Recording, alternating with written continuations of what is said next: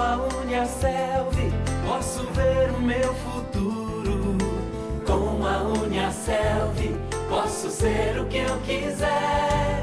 Viver o presente intensamente, com um ensino eficiente. Não basta saber, é preciso saber fazer. Na Uniaselv você tem qualidade de ensino, um ótimo time de professores e um ambiente moderno para quem quer aprender, estudar e melhorar.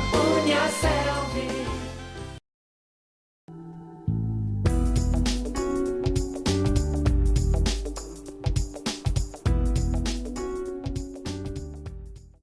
Saudações!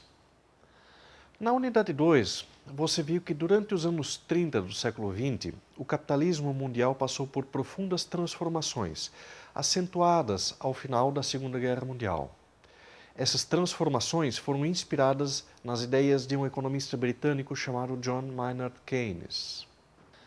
A principal consequência desse conjunto de transformações foi o crescimento do papel do Estado na condução dos assuntos econômicos.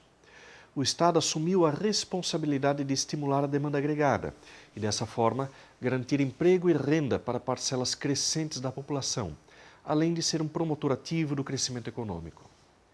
Esse incremento da intervenção estatal nas questões econômicas foi fundamental para a superação da Grande Depressão da década de 30, para a viabilização de longos períodos de crescimento e a relativa estabilidade econômica no pós-guerra.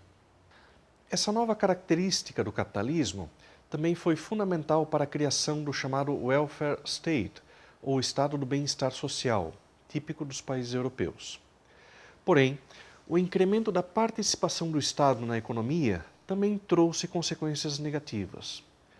O aumento das responsabilidades governamentais trouxe como consequência o incremento dos serviços oferecidos à sociedade, serviços estes que possuem custos. O estímulo à demanda agregada, preconizado por Keynes, implicava na realização de gastos públicos, frequentemente superiores aos recursos arrecadados pelos impostos. O déficit público daí decorrente foi financiado com um crescente endividamento do Estado. Após 7 décadas de práticas inspiradas no keynesianismo, muitos países passaram a apresentar dívidas públicas muito elevadas. A economia brasileira é particularmente frágil nesse aspecto.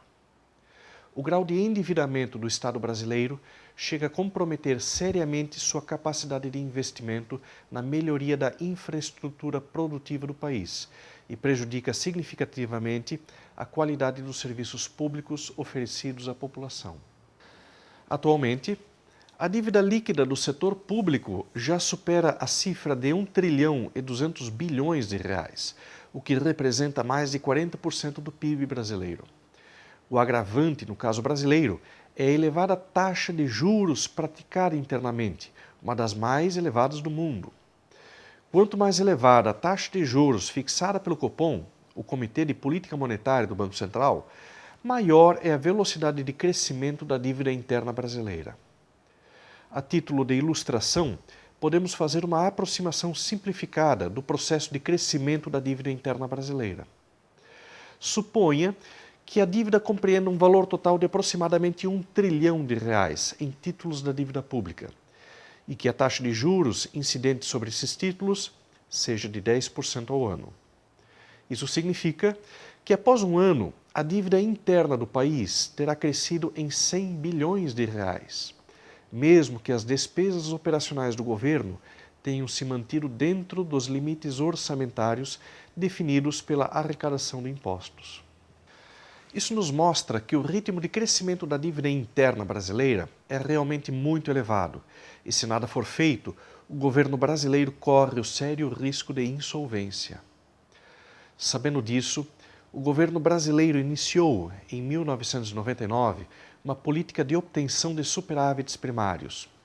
Isso significa que, desde aquela data, o Estado tem se comprometido a reduzir seus gastos operacionais com obras, educação, saúde, segurança pública, funcionalismo, entre outros, a níveis inferiores aos montantes arrecadados com impostos. Em 1999, o Brasil concluiu o ano com um superávit primário de 3,18% do PIB. Esse percentual vem crescendo a cada ano. Em 2008, o superávit foi de mais de 4% do PIB. Em termos monetários, isso significa que as despesas operacionais do governo foram inferiores às suas receitas num montante equivalente a 118 bilhões de reais. Isso é dinheiro de impostos dos brasileiros que poderia estar sendo utilizado em obras públicas ou na prestação de serviços públicos de qualidade, porém precisa ser economizado para pagar parte dos juros da dívida interna. Note que no ano de 2008, esses recursos economizados pelo governo federal não foram suficientes para pagar o valor total das despesas com juros da dívida pública, que somaram mais de 162 bilhões de reais. Em outras palavras, apesar do tremendo esforço feito pelo governo e pela sociedade brasileira, a dívida interna continua aumentando. Somente em 2008, o resultado nominal do governo foi deficitário em mais de 44,3 bilhões de reais. E se o resultado nominal é negativo, isso significa que a dívida interna continua crescendo. Este é um círculo vicioso que o país está enfrentando.